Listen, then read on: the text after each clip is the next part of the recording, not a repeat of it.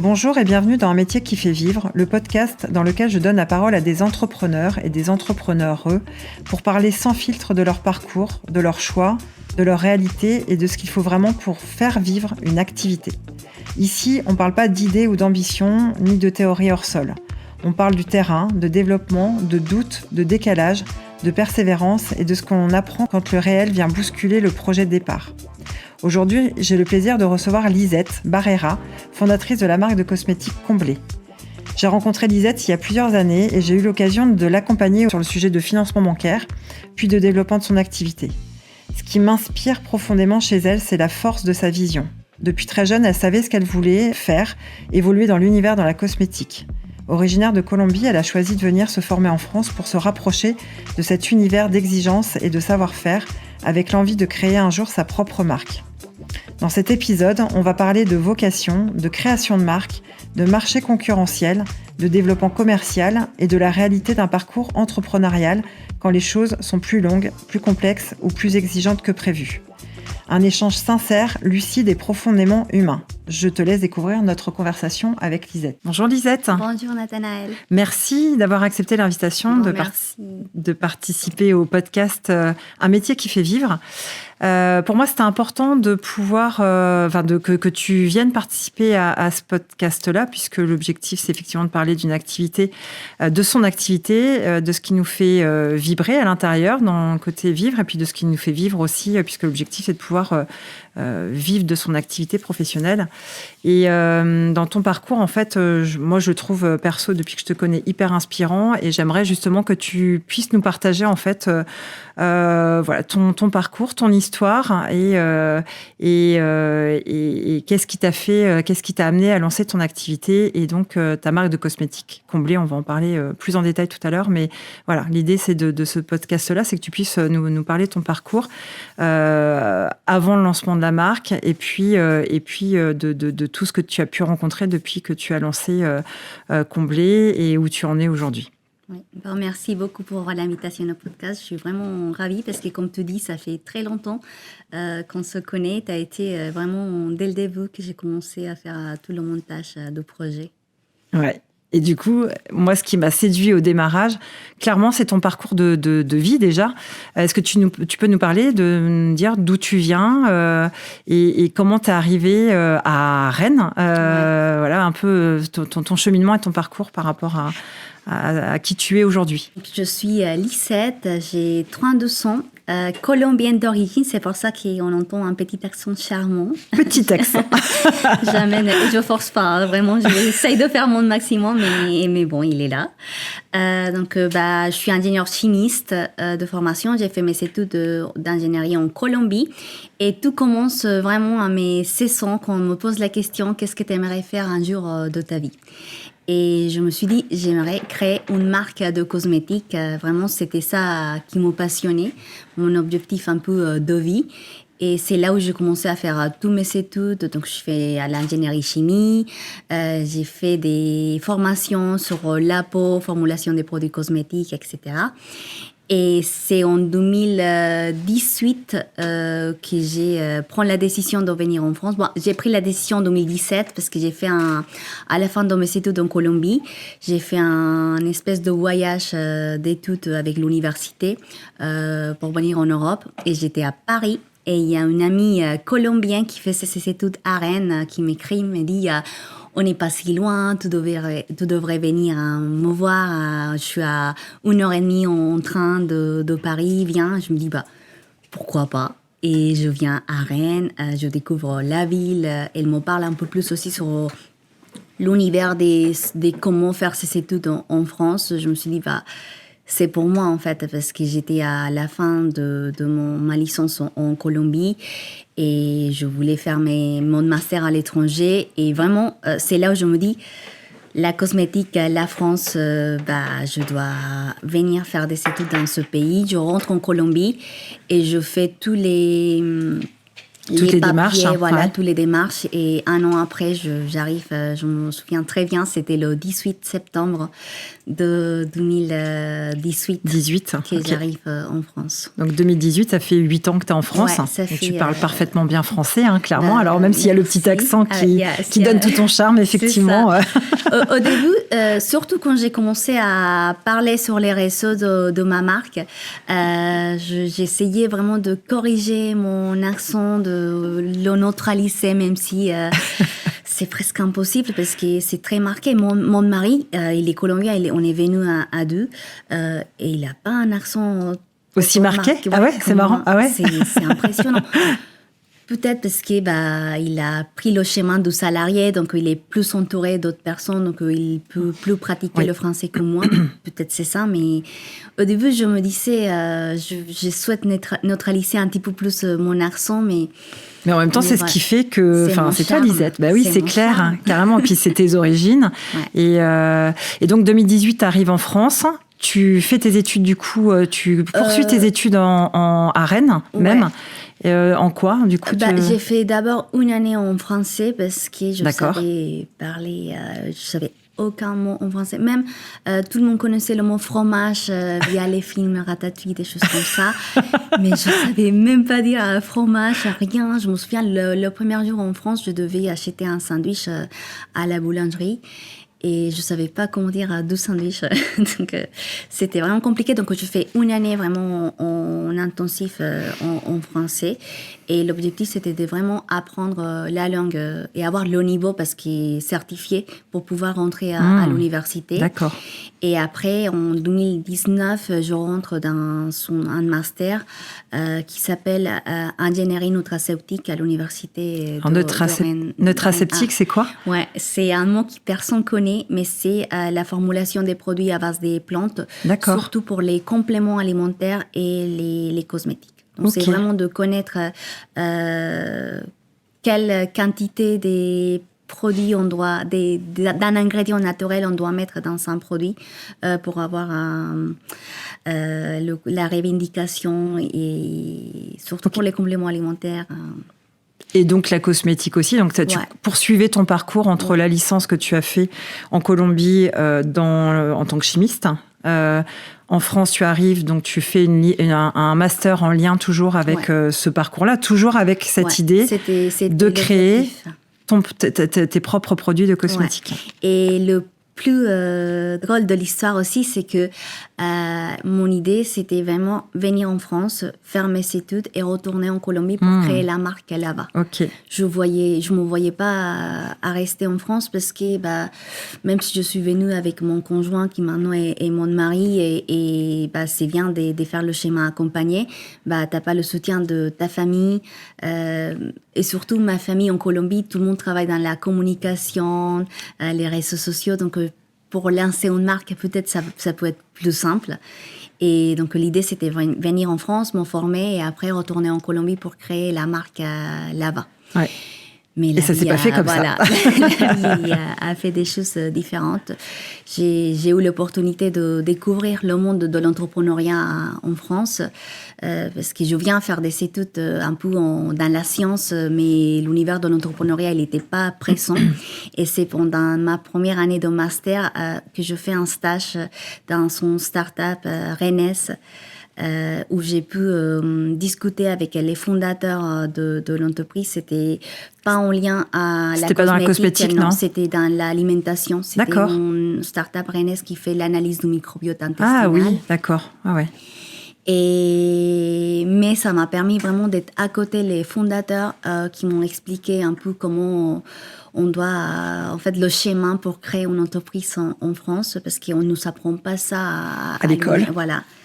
Et là, j'ai découvert Pépite, qui est un réseau des... Donc, c'est un incubateur pour les étudiants entrepreneurs. C'est un incubateur vraiment de l'État. C'est le ministère de l'Éducation qui a créé ça, c'est pour permettre aux étudiants qui ont un peu ces déclics de l'entrepreneuriat à monter son projet en même temps que pendant les études. Et c'est là vraiment où Comblé prendre une autre dimension, parce qu'avant, c'était même pas Comblé, c'était même pas une marque de cosmétiques naturels, c'était juste une idée d'avoir une marque de cosmétiques, point.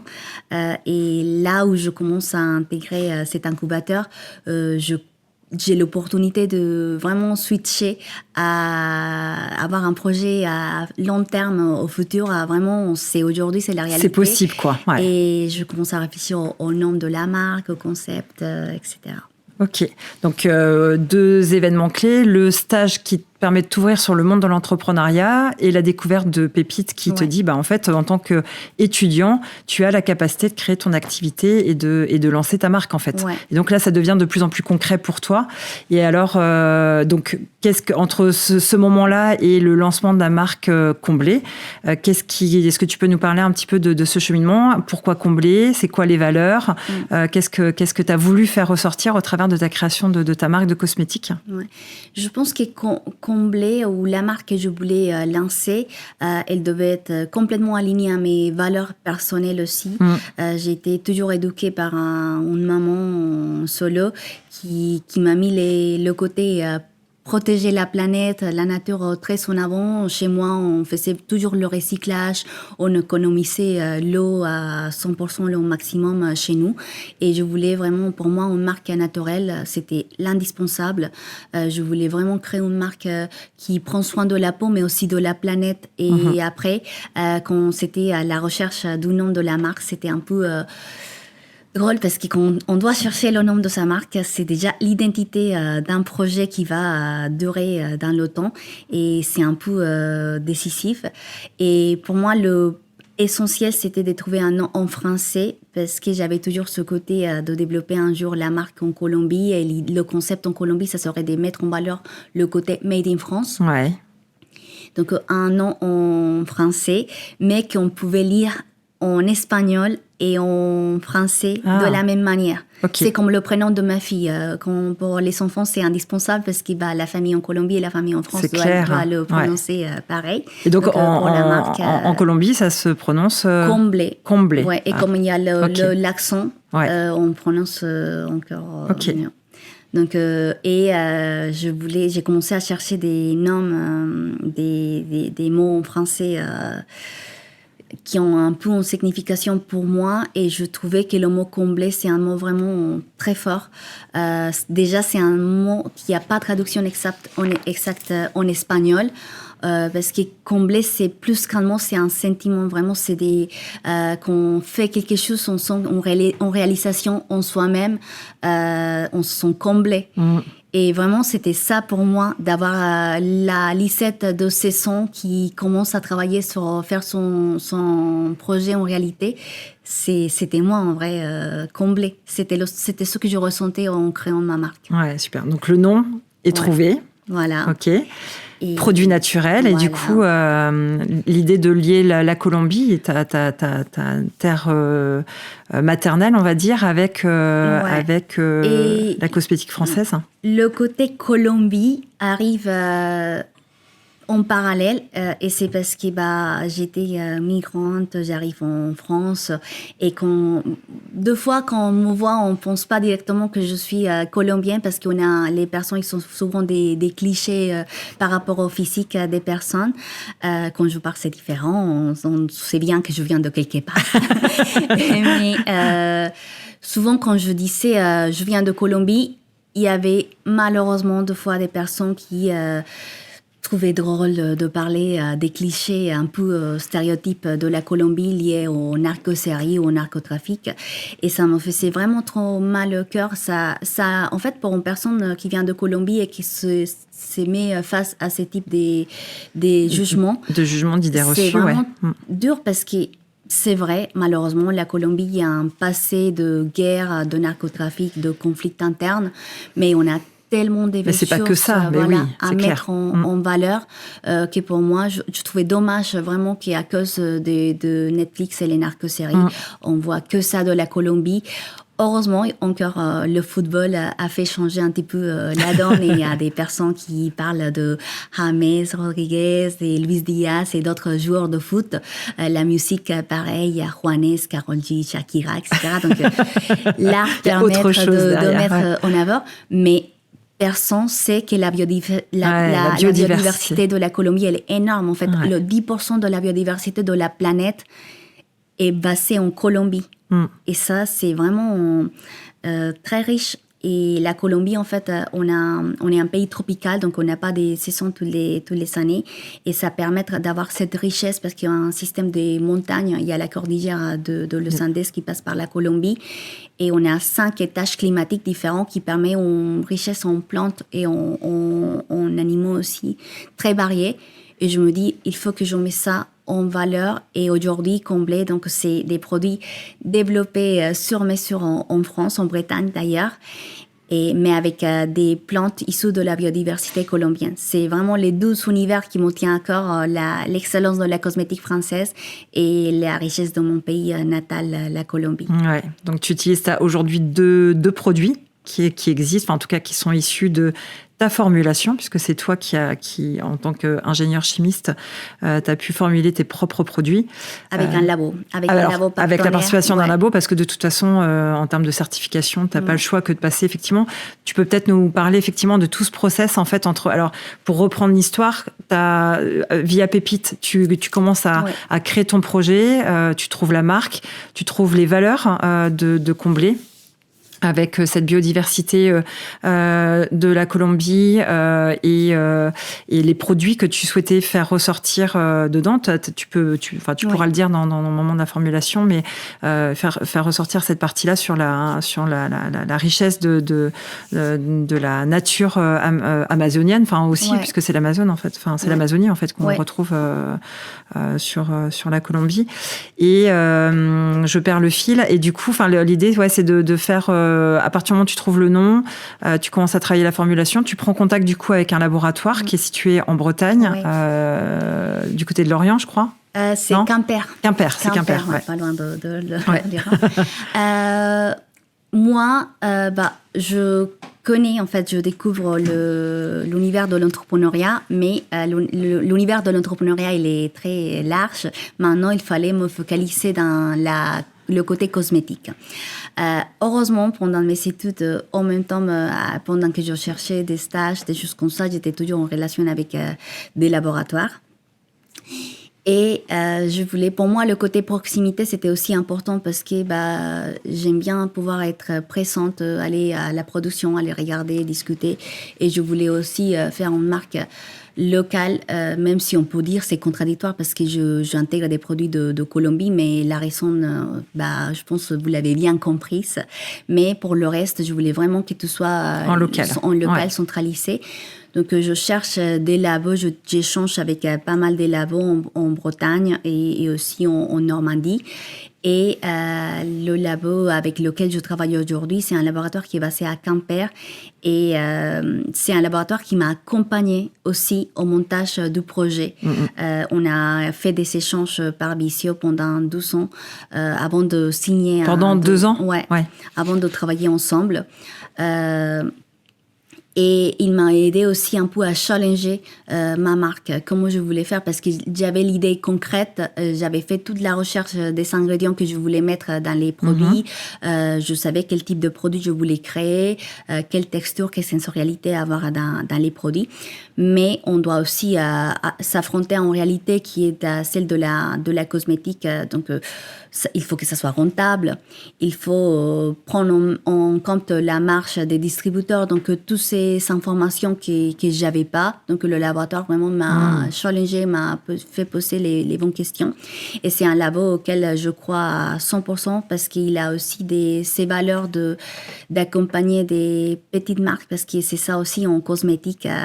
Il y a des grands groupes qui s'élancent et qui ont tout en interne et deux fois quand t'es le client d'un laboratoire et quand t'es indépendante, en fait, on peut pas te prendre à sérieux. Et au contraire, ce laboratoire, il m'a pris vraiment comme...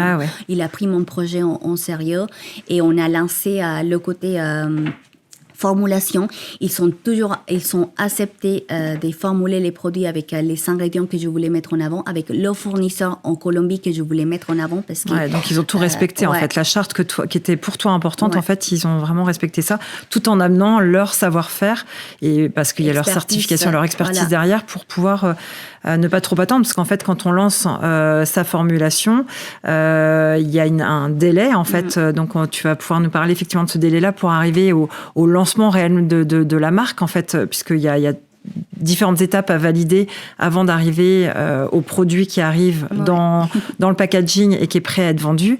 Est-ce que, enfin voilà, comment sans rentrer dans le détail, mais juste les grandes étapes en fait qui étaient à valider pour pouvoir lancer la marque. Ouais, donc il y a toute la partie R&D qui normalement prend 1 an. Nous, ça a été un peu plus long, ça a pris 1 an et demi. Et pour expliquer un peu tout le concret en fait de combler en fait ça graine d'où naît tout le projet. J'ai l'idée de combler, donc on met en avant des ingrédients issus de la biodiversité colombienne, mais tout se passe via mon fournisseur en Colombie. Qui je l'ai sélectionné, je travaille avec un seul fournisseur parce que c'est eux qui font la transformation de matière en Colombie, et ils travaillent directement avec les fournisseurs, les producteurs et les coopératives en Colombie, et chaque ingrédient a une trace derrière. Pour vous expliquer à peu près, donc il y a 4 ingrédients issus de la Colombie qui sont intégrés dans les formules de comblé.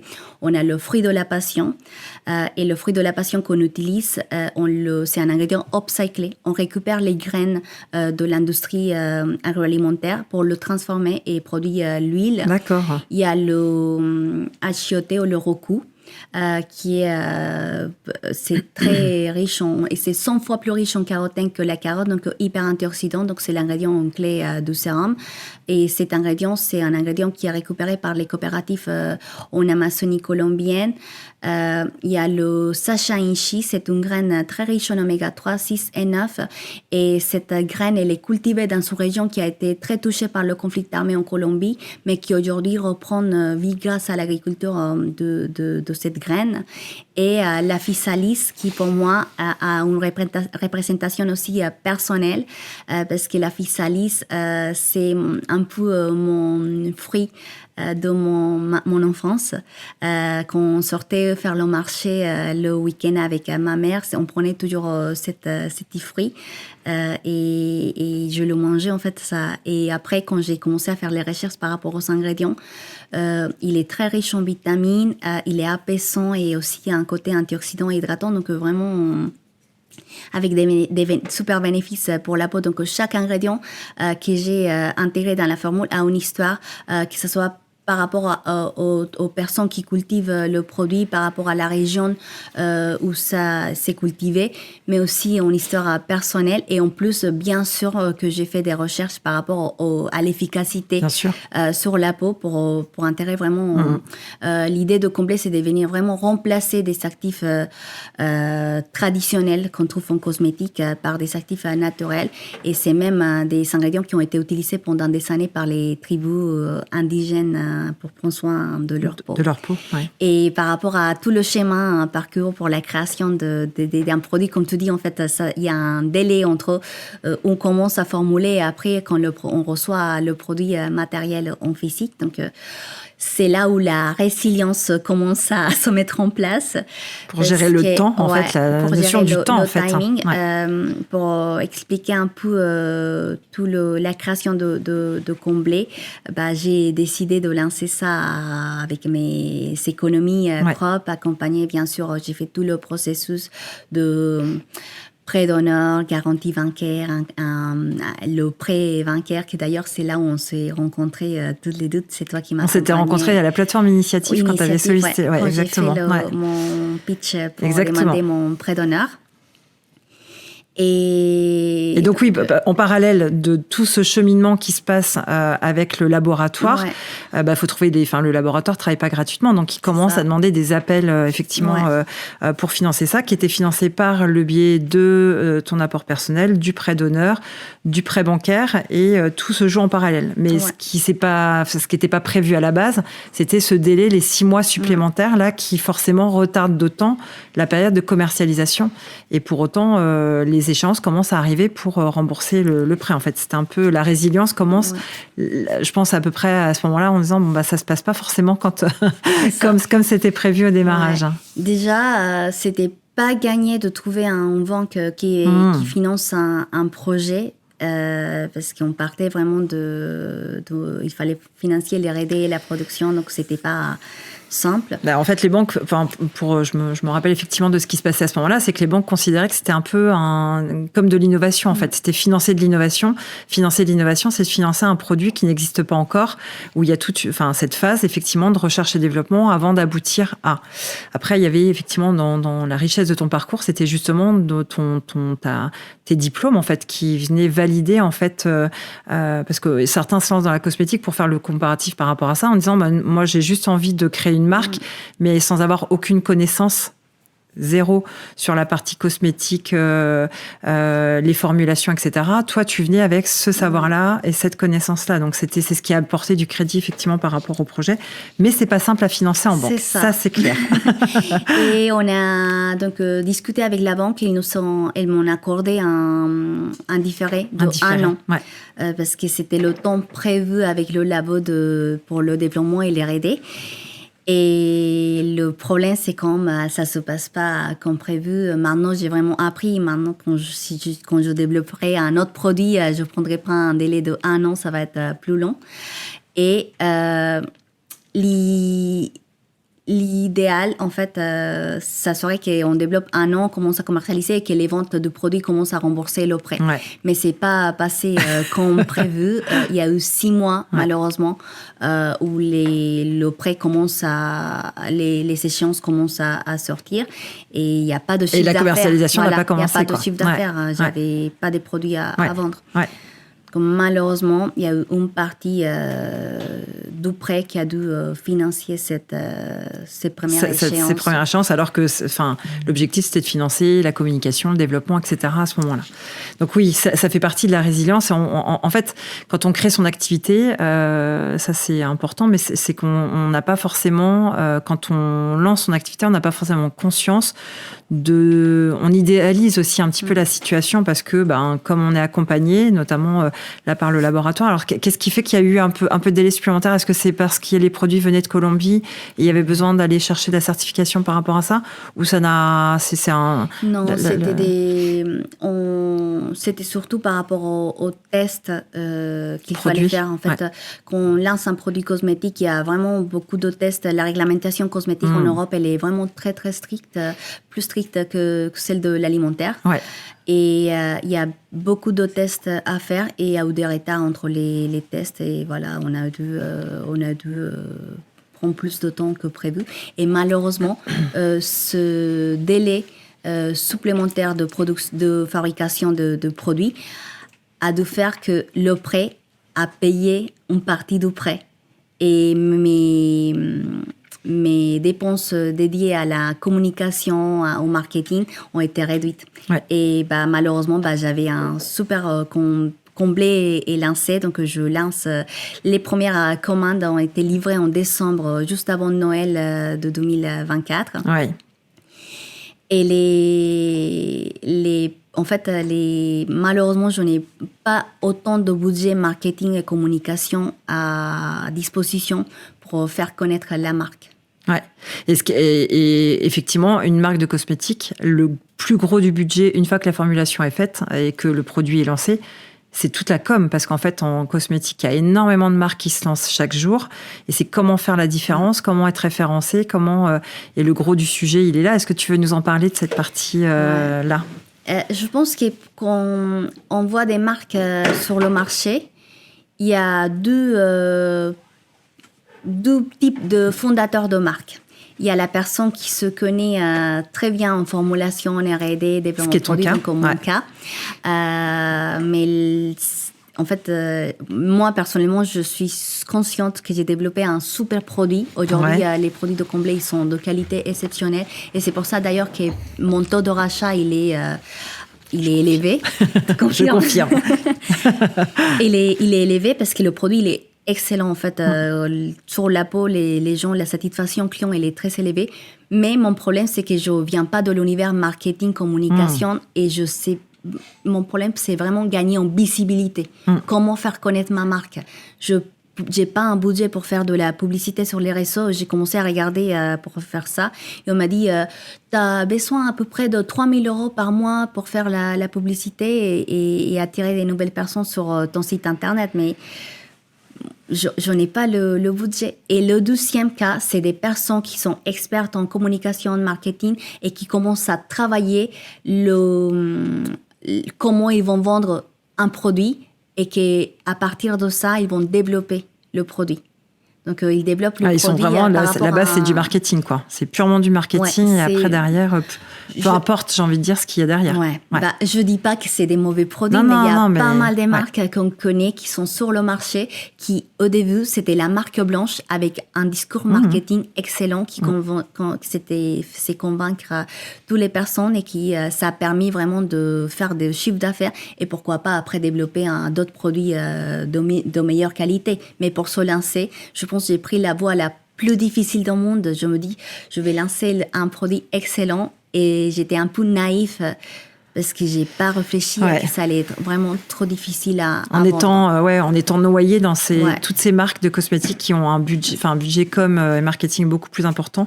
Et pour autant, la vraie qualité, c'est vrai que Comblé, ce sont vraiment des produits hyper quali. Enfin, moi, je suis consommatrice et c'est vrai que c'est un produit pour lequel, en fait, quand le produit est fini, faut en recommander un. En fait, c'est pas. Et ça, c'est super intéressant d'avoir ce taux. Tu as les indications justement sur le taux de recommandation derrière parce qu'une fois qu'on arrive à fidéliser une cliente, c'est quand même plutôt top parce que c'est facile d'aller voir d'autres produits. En cosmétique, le plus difficile, c'est d'avoir un taux de rachat parce que le consommateur, il n'est pas fidèle. Il y a tellement d'offres dans le marché qui ont pu changer. On se fait un peu attirer par la nouveauté et le client, il change régulièrement.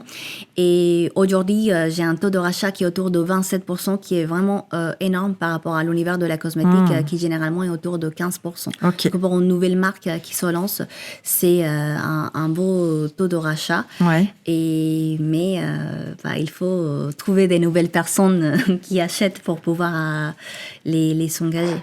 Et alors, ta politique de distribution, comment tu fonctionnes? Enfin, comment entre le moment où la marque, les produits arrivent, tu as commencé à vendre sur Internet, donc tu as ton site Internet. Il y a la vente, en fait, tu peux vendre aussi bien à des professionnels qui vont revendre derrière le produit, donc dans la politique de distribution, ou en direct avec tes clients. Comment tu as orienté ton développement commercial? Donc, dès le début de la commercialisation de Comblé, j'avais mon site Internet qui était prêt à convertir. Donc, les gens pouvaient acheter sur le site très facilement, faire le paiement en ligne et en 24 heures, la commande elle est expédiée. Donc, tout est centralisé, tout est Madame la fondatrice qui gère tout, le packaging. Je change la casquette et je fais tout, mais c'est moi vraiment, et parce que pour moi c'est vraiment un plaisir de faire les commandes. J'écris toujours un petit mot aux personnes pour expédier et j'aime bien aussi le côté rapidité parce qu'on est tellement habitué à avoir tout de suite en fait. Donc pour moi c'est important de 24 heures vraiment la commande elle est expédiée donc sur le site internet. Il y a aussi ce côté vente en boutique. Aujourd'hui j'ai entre 7 et 8 boutiques qui commercialisent les produits de Comblé. C'est généralement des concept stores, des instituts beauté qui vendent les produits. Parce que c'est aussi important pour moi d'avoir ces partenaires. Parce que plus on voit une marque, plus ça intrigue la personne et commence à chercher sur Internet des informations. Donc, des partenaires B2B qui vont commercialiser les produits. Et justement, pour moi, c'est aussi important d'avoir des partenaires, des agents commerciaux qui sont partout en France, qui peuvent m'accompagner à présenter les produits en boutique pour trouver plus de distributeurs.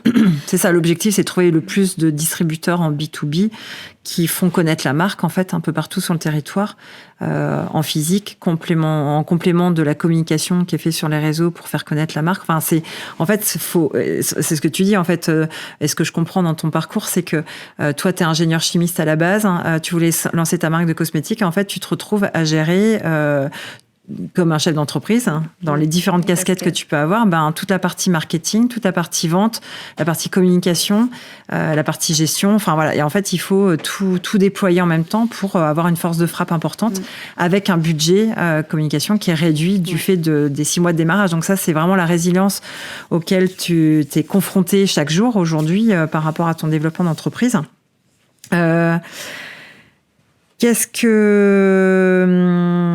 Comment tu fais aujourd'hui pour continuer à avancer? C'est quoi tes différentes pistes? Parce que là, tu disais que t'as lancé la communication, pas la communication, mais la vente en décembre 2024.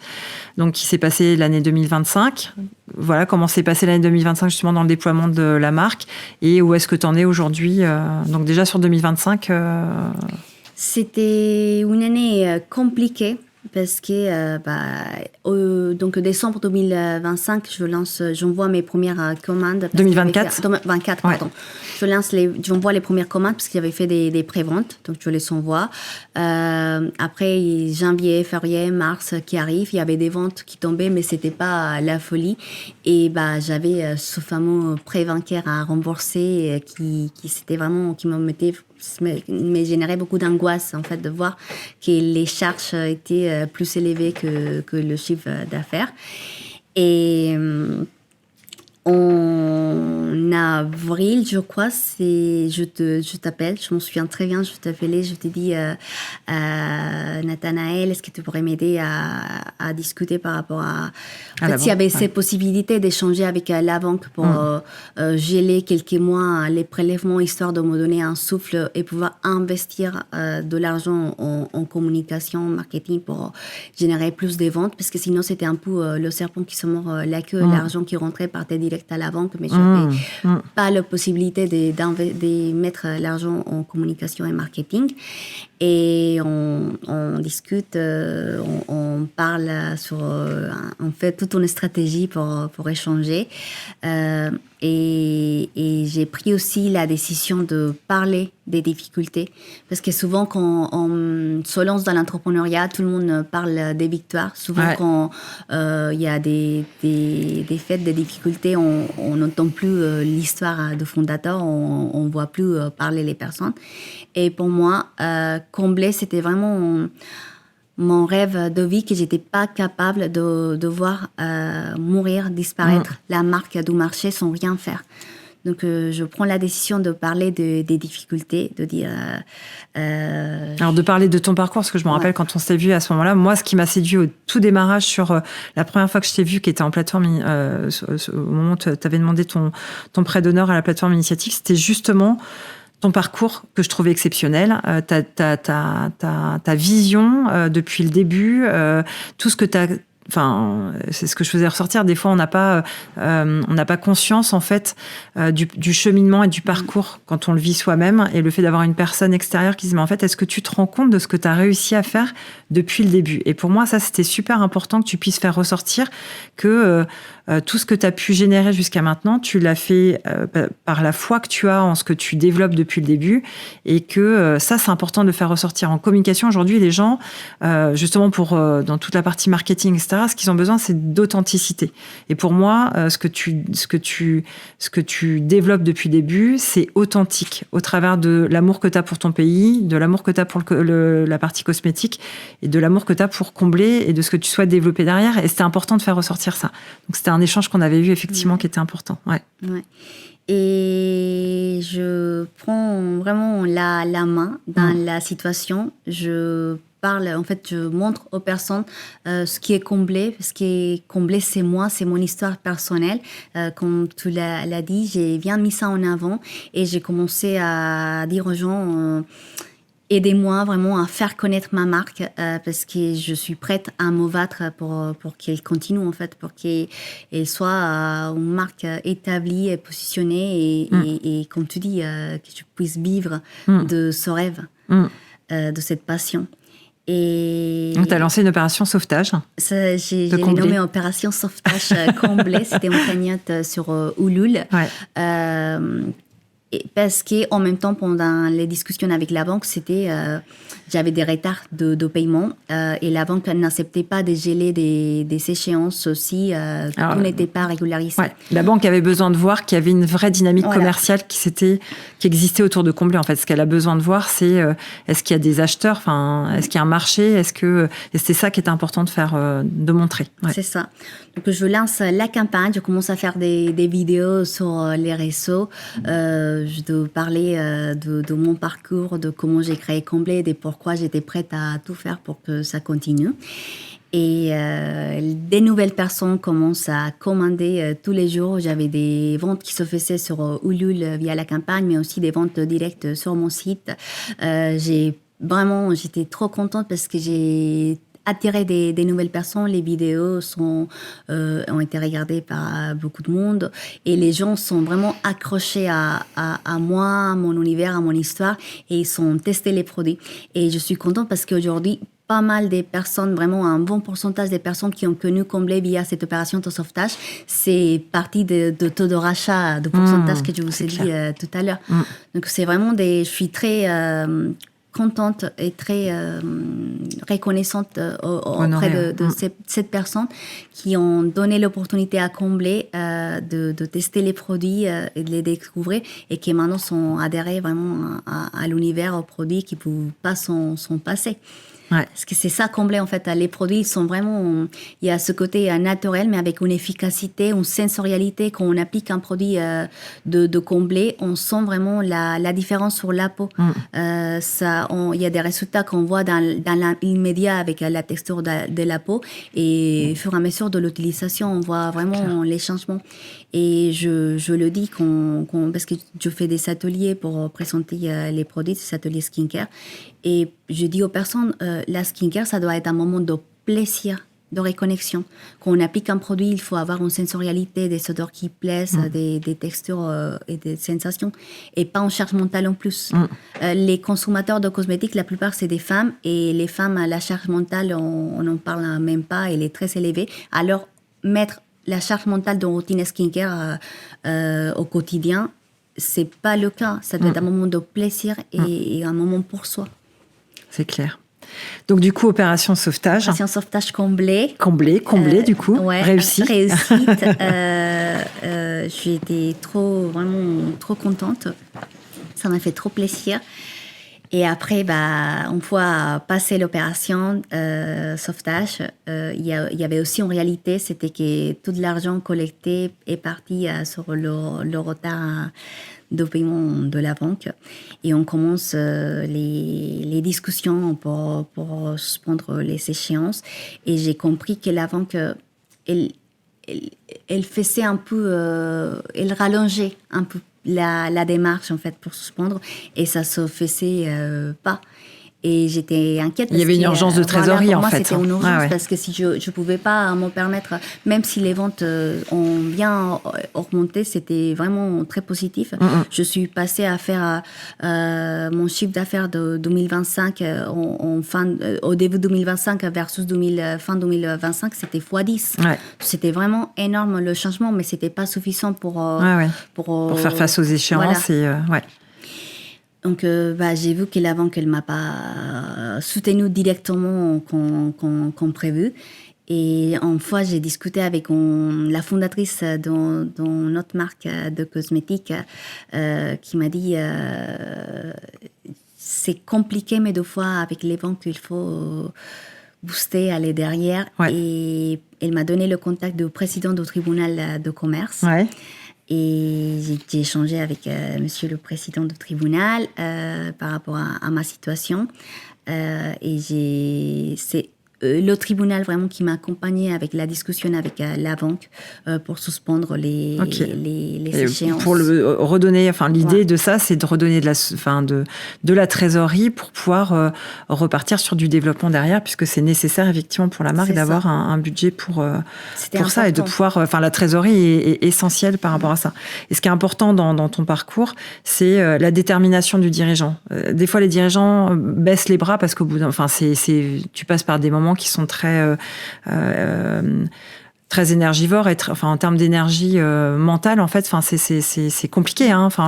Tu passes par des hauts, des bas. T'as des commandes qui arrivent, c'est chouette, et puis le lendemain, t'as une nouvelle qui vient arriver. Et ça, c'est la vraie vie de l'entrepreneur. Malheureusement, quand on se lance dans l'entrepreneuriat, faut être. Tu parlais de résilience tout à l'heure. Faut savoir qu'effectivement, on peut être confronté à ce genre de choses. C'est la réalité de l'entrepreneuriat. Mais ce qui est important dans ta démarche, toi, c'est ta détermination, c'est ta volonté de toujours avancer, puisque en parallèle de ça, tu es toujours en train de développer des nouveaux partenariats, aller chercher des nouveaux revendeurs, etc. Et c'est de continuer à avoir cette politique de développement qui est essentielle. Tant qu'il y a des clients, tant qu'il y a une activité économique, un dynamisme commercial qui est là, en fait, ça montre qu'il y a des acheteurs. Lancer une activité, ça prend du temps. Lancer une marque de cosmétiques dans un univers hyper concurrentiel, ça prend beaucoup de temps. Donc le temps, c'est effectivement voir comment financer cette partie-là. Alors ça peut être par des recherches investisseurs, par exemple. C'est peut-être quelque chose qui peut te permettre de prendre un boost de trésorerie pour pouvoir relancer, en tout cas avoir un budget nécessaire pour relancer ces fameux 3 000 € par mois pour dynamiser une marque. Ça peut se traduire au travers de ça, mais c'est vrai que lancer une activité, c'est du temps et la pression financière fait que c'est difficile de trouver ce laps de temps. Donc aujourd'hui, tu en es où par rapport à ça? Du coup, clairement, sur toutes les... est-ce que tu as des pistes, en fait, de tout ce qui est en train de se développer? Je sais que tu as des agents commerciaux qui développent ta marque dans le sud de la France, je crois. Où est-ce que tu es revendu? Où est-ce qu'on peut te trouver? Et où est-ce que tu aurais envie de pousser des portes? On est devant les caméras. Ouais. Aujourd'hui, comme tu as mentionné la partie investisseur, c'est quelque chose vraiment qui m'intéresse en ce moment parce que Comblé, vraiment, c'est une marque qui est exceptionnelle au niveau de son univers, mais elle a vraiment besoin d'un boost pour pouvoir se développer, se positionner dans le marché. Et aujourd'hui, je suis ouverte à l'entrée d'un investisseur dans le projet qui soit prêt à mettre de son côté pour le développement de Comblé, de me guider, m'accompagner aussi dans cette démarche. Parce que comme tu dis, j'ai fait tout ce parcours, cette création toute seule et avoir quelqu'un vraiment qui peut te conseiller et qui est à côté de toi pour te guider, ça serait... Ce serait génial. Et qui partage tes valeurs. C'est ça, donc il y a cette idée. Toujours des nouvelles collaborations avec des distributeurs. Donc, si jamais il y a des personnes qui ont des boutiques ou des connaissantes qui pensent que Comblé pourrait être présent dans un concept store, institut de beauté, centre de bien-être,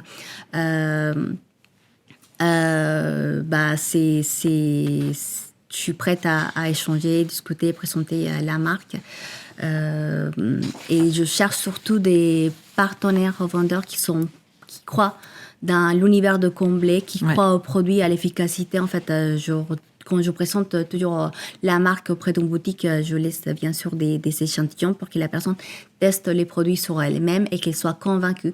Parce que l'idée, c'est pas juste de mettre les produits sur une vitrine, c'est d'avoir le conseil et un ambassadeur de la marque derrière qui soit prêt à la vendre. Ouais. Et... Dans ces ambassadeurs, en fait, alors tu développes toujours en termes de communication des partenariats. Comment, enfin sur Instagram, je sais pas comment je sais que tu développais des UGC. Alors je découvre des. Ouais. Tu montrais en fait comment tu t'avais réussi à développer ces partenariats-là.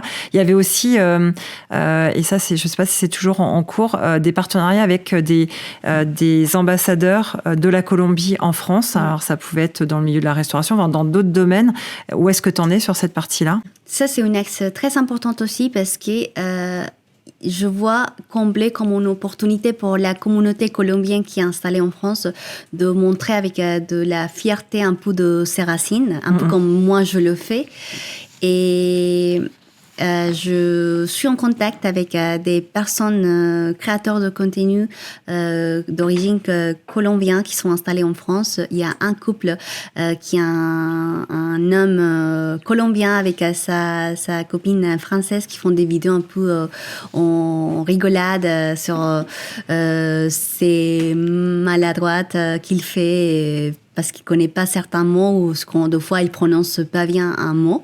Donc l'idée c'est je vais leur envoyer les produits, qu'ils parlent un peu de sa routine, parce qu'il comblait, c'est aussi un moment de partage. Ma cible principale c'est les femmes, mais je m'adresse aux hommes via le couple. Donc là, ce couple franco-colombien, c'est vraiment top, quoi. top. Ouais. Il y a une fille colombienne qui est en France, qui fait des études en microbiologie, qui est à Paris, qui pareil va tester les produits, qui va les partager auprès de sa communauté. Donc c'est une démarche aussi importante de gagner en visibilité via ces personnes qui ont une communauté derrière les réseaux, qui puissent découvrir, combler. En fait, je pense, en reparlant de résilience, c'est ma manière, la manière que j'ai trouvé de faire connaître Combler, sont un budget énorme, de trouver des personnes, de parler un peu de mon parcours, de l'univers, de ce qui est Combler, et de leur dire, tenez les produits, testez-le et partagez ça avec sa communauté. Oui, tu compenses en fait les choses différemment sans pouvoir avoir le budget nécessaire pour rémunérer des partenariats, des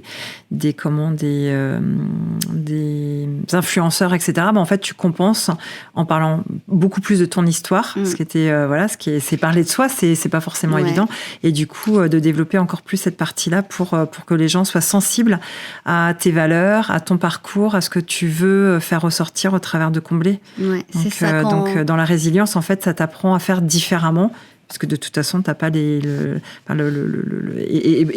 dirais que c'est même honorable de partir par ce biais-là. Alors, c'est toujours la même chose, c'est que ça prend plus de temps, pour le coup.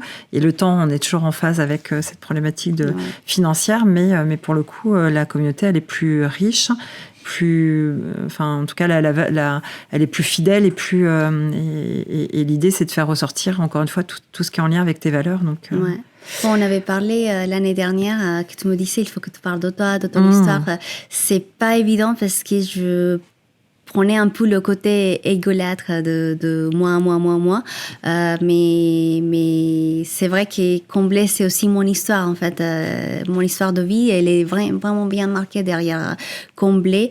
Et quand je parle de mon parcours à tout le monde, quand je parle de mon parcours, les gens connectent beaucoup avec la marque et l'univers. Ouais, parce qu'en fait, encore une fois, ce que je disais tout à l'heure, c'est que le storytelling, les gens, aujourd'hui, on a besoin d'authenticité et de valeur, etc. Et au travers de ton parcours, c'est pour ça qu'en parler et en reparler, et ce podcast, il est aussi là pour ça, pour parler vraiment d'authenticité. Pour moi, c'est tellement important pour se différencier de tout ce qui existe à côté. Et voilà, ton parcours, il est juste. Moi, je suis. Toutes les valeurs, tout ce que tu as pu traverser, ce que tu traverses encore. Mais en même temps, c'est la force de ces épreuves-là qui font que où tu en es aujourd'hui et la lecture et la vision que tu peux avoir. Et demain, tu as un investisseur qui vient, qui t'aide à booster ta communauté et ton développement commercial. Tu seras riche de cette expérience-là, je pense. C'est vraiment... On apprend plus de ses erreurs que de ses réussites, c'est souvent ce qu'on dit. Et en fait, tout ce que tu as pu parcourir depuis le début, forcément, ça en fait une force. Ça en fait une force aujourd'hui, ça en fera une force demain. Donc ça, j'en suis convaincue. Qu'est-ce que tu aimerais dire à celles et ceux qui rêvent de créer leur marque? Je leur dirais qu'il faut être vraiment passionné, être amoureux et vraiment parce que pour pouvoir avoir ce côté de résilience, de continuité, de vraiment être prêt à affronter toutes les difficultés, il faut avoir un amour fou pour son projet, pour son idée, pour son concept et être prêt à se battre. C'est pas simple. Il y aura toujours des difficultés, des personnes qui vont un peu baisser le moral, si on peut dire. Mais si on aime ce qu'on fait, on est passionné, on peut y aller très loin. Super. Et alors toi, qu'est-ce que tu aimerais dire à la Lisette qui, en 2018, est arrivée en France avec l'idée de créer sa marque de cosmétiques un jour? Et je vais lui dire qu'elle parle maintenant français, qu'elle a réussi à créer son projet, qu'elle a une marque, qu'il a des personnes qui la suivent, qui l'accompagnent et que son projet peut-être n'est pas 100% réussi, mais qu'elle est dans la bonne voie et il va aller encore plus loin. Super, merci Lisette. Bon, merci beaucoup. Merci pour cet échange, merci pour ta sincérité d'échange l'objectif c'est de parler vrai en fait de la réalité de l'entrepreneuriat et de toute cette passion qui t'anime et l'envie d'aller plus loin. Merci sincèrement pour ton partage et ton parcours et puis à très vite. Où est-ce qu'on trouve Comblé juste du coup? J'invite tout le monde à suivre Comblé sur Instagram et TikTok, c'est Comblé comme l'adjectif avec W à la fin, .cosmétique et aller commander les produits sur le site comblé.com. Ok, super. Merci Lisette. Merci. Ce que je retiens de cette conversation, c'est qu'entreprendre, ce n'est pas seulement avoir une idée, une passion ou une vision forte.